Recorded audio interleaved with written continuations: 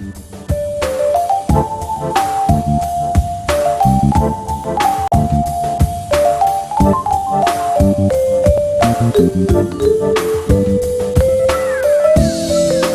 our motto is count it, change it, scale it. We believe you've got to start with the facts. You measure, and it's only when you measure something that you will treasure it, and then you will change it. So first we do the analysis, the data, and then we build coalitions for change, and then with partners we seek to scale things up, because quite frankly, the world doesn't need more pilot successes. The world needs scaled solutions. So on climate change, we are the keepers of the greenhouse gas protocol. 92% of the Fortune 500 companies in the world now report using WRI protocols. We just launched here in Lima the city version of the greenhouse gas protocol, together with partners C40 and ICLEI and the World Bank. And now that has become the accepted protocol for measuring greenhouse gases at the city level, which is going to be very important, because if we don't know how to measure what's going on in a city, how does a city leadership know whether they're succeeding? So too, we brought out here in Lima a measurement tool for a country as a whole, so that as countries prepare their offers for the climate deal, they will have a consistent way of doing it. So we measure things, and then we apply that in rural areas, in the forests, in agriculture. We apply it in cities, and we apply it in the energy sector and so on.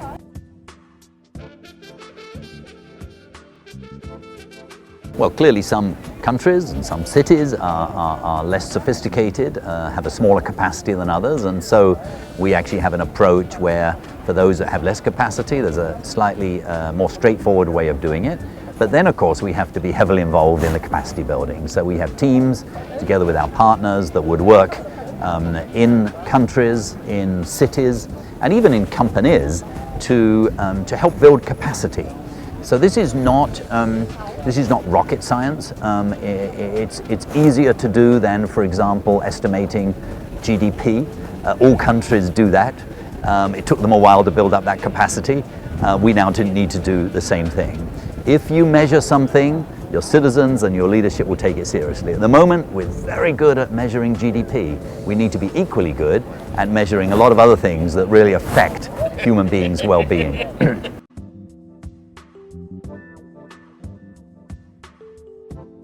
Well, we currently have about 200 specialists working in 30 of the major cities in the emerging and developing world. And the reason for that is that we really want to understand what's going on. And it's only when we really understand and we help a city like Chengdu in China, or Rio de Janeiro, or Bangalore in India, it's only when we really work with them, we understand all the constraints, and we then learn how to prepare materials that would share knowledge for a much, much larger group of cities. So when it comes to cities, we focus on the shape of a city. The old-fashioned way of growing is to spread way out into the countryside. Now there is a revolution underway to focus on compact cities, which are not only good for the environment, but they're very good for economic development. So too, we focus on public transportation. I think we're the leading provider of advisory services on bus rapid transit, for example, and many other aspects of transportation. And then buildings, the quality of buildings, the building codes, and so on. So very practical ways of helping cities that will add up to not only reducing carbon, but also really improving the quality of life for citizens.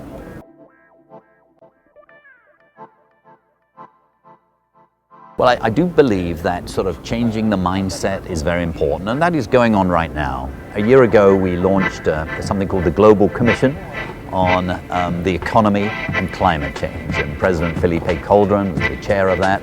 And it basically asked the question, how do we get from today's high carbon, low efficiency world economy to tomorrow's low carbon, high efficiency world economy, and how do we do it in a way that helps people on the way? And so, as we mentioned before, cities, for example, most of the cities that we deal in basically lose 5 to 10% of their city income through congestion. and they lose another 5 to 10% of their city's income through pollution. They lose another 2 to 6% of their city income through accidents and deaths. Turns out that if you actually put in place good public transportation systems, if you put in place investments that we know exactly how to do that are actually cheaper than doing it the old-fashioned way, you cut back on that, you improve the lives of citizens, you improve the economy. Now that understanding is terribly important to thrust into the negotiations here. So too, for example, in rural areas. Yesterday, we launched something called 20 by 20. We got 7 Latin American countries, including Peru, together. Ministers came together and they announced, combined, that they would restore 20 million hectares of land in Latin America by 2020. Now, this is amazing because that 20 million hectares will suck down from the sky billions of tons of carbon, but it'll turn something that's up there, really bad carbon, to something really good down here, bushes, trees, agricultural crops, soil, that will bring probably $20 billion of net present value, mainly to poor people, and improve food security. So that storyline is very, very important in getting into these negotiations, because at the end of the day, in the lead up to Paris, policymakers are going to have to really dig deep. And what the Peruvian government's done here is really wonderful, actually. They have created an environment whereby now all the nations on the earth will, by next March or May, they will make an offer as to what they're willing to do. I mean, incredible when you think how far we've come. Those offers won't be enough. And so we need to keep injecting a narrative that provides hope, so those policymakers will go the extra mile.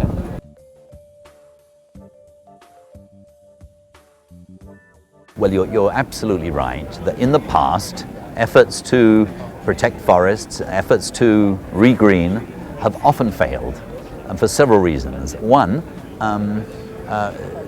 information was not available. So when President Yudhoyono of Indonesia 3 years ago said, I'm going to have a logging moratorium, he actually didn't know exactly what was going on in the middle of Kalimantan. Now he does, because we've now created something called Global Forest Watch, which in real time, down to hectare by hectare, you can see in real time deforestation taking place. That in and of itself is an amazing transition, because you know exactly where things are going wrong, and you also now can see regreening and restoration coming back in real time. So facts are one. Second, property rights were totally unclear, and quite frankly, a lack of democracy and various crony relationships around the world have caused extremely unhealthy patterns of behavior. And so leaders have to choose. And countries in Latin America are doing a good job now, for example, of giving land title to communities. Latin America is the leader in that. And what we have just shown in a major research report is that where you give legal title to communities and you allow them to enforce that legal title, deforestation falls by 90%. 90%. And so we're starting to see various elements coming together, but at the end of the day, it requires a whole of government approach. In the old days, the Minister of Environment thought, oh, I can solve it. Or the Minister of Forestry thought, I can solve it. Can't be done. It requires a government plus a private sector who gets it. And one of the wonderful things of this 20 by 20 launch is we not only had these 7 ministers, we had a group of private investors who said, we're willing to put in $350 million of investment, which in turn would leverage maybe $3.5 billion of investment. And then we also had the Inter-American Development Bank, the World Bank, the Global Environment Facility, and other financiers that would be willing to come in and support. So these are exciting times.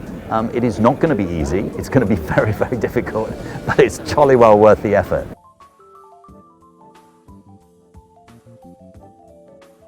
Well, number one, countries need to have ambitious goals. And again, I think UNFCCC now is doing a very good job. The Peruvian government has done an excellent job. I think there will be the so-called INDCs that will be out there. Unfortunately, when we reach Paris, the problem will be if you add all those up, they'll be good, it'll be real progress, but it won't be enough to close the gap. So the second thing we need is a mechanism for review and ratcheting. So in other words, there needs to be a continuous ratcheting process. But third, there needs to be an anchor somewhere out in the future that says this is where we're going. At the moment, we have something that says 2 degrees Celsius.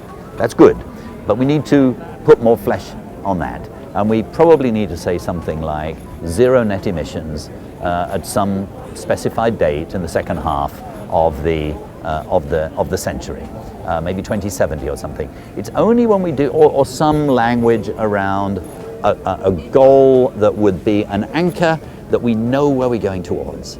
And it's important not only for the politicians to know where they have to go, it's very important for private investors, because private investors today don't really have trust that the governments are serious. Therefore, they don't know whether to invest in a low carbon future or a high carbon future. And so having an anchor in the future is very important. And then fourth, we need a financing mechanism that is going to be really serious. And part of that is the Green Climate Fund. But also, I mean, there are lots of other initiatives that need to be embedded to create a sense of trust. And then finally, however much we try, climate change is going to happen, and we need an adaptation program that is really serious. We cannot rejoice in a deal that doesn't recognize that poor people are going to be hurt, and we need to have mechanisms for protecting them.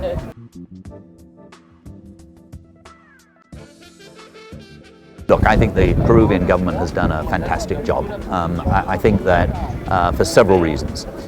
One very simple reason is the physical and logistical arrangements. That matters a lot. People get in here quickly, it's very efficient, it's beautiful, people sitting around in chairs, under trees, and having fantastic. So that's one thing. That is very difficult to do right. And Peru deserves a great deal of credit for doing that. Second, though, creating a tone in the negotiations. It is not easy bringing together all the different various interests. It requires a lot of sophistication in terms of diplomacy and leadership, and I think the Peruvian government is doing a really wonderful job, and it's a great pleasure to be here. And I mean, let's remember, this is the future of the world we're talking about. So this is not just some conference. This is going to affect your children and my children and their children, and we will look back on this meeting in Lima with great pride, I believe.